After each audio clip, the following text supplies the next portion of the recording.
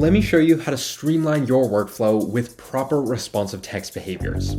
Let's break it down.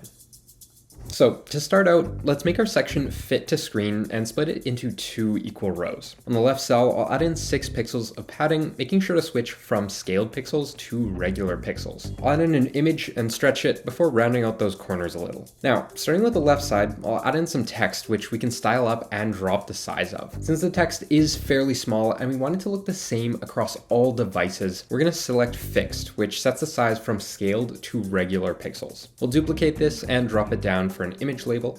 Make sure to dock to the bottom, drop the size to 16 pixels, and change the color. We'll then go ahead and use the same fixed behavior for this text too. Moving on over to the right, I'll drop in a menu, select our pages, style up the text, and set this to hug so that it's always as wide as it needs to be for all of our links. Then we can add in a button and style it up too. This we're going to set to fixed since it's small enough for tablet and will be hidden in a hamburger menu on mobile. Moving on down, I'll drop in the main text, increase the size, and change the font. Since this text is quite large, we'll need to set it to scale proportionally as we size up and down. But if we view this on a much larger screen size, like 1600 pixels, it's getting a bit too large. So I'll also set a max size of 50 pixels to cap the scaling. Then just above the main text, I'll add in a small subheading, setting the text to hug no scale, which makes the container always the same width as the text. And then I'll add in a small icon, which I'll set to be fixed before stacking horizontally, duplicating, changing the content, and then stacking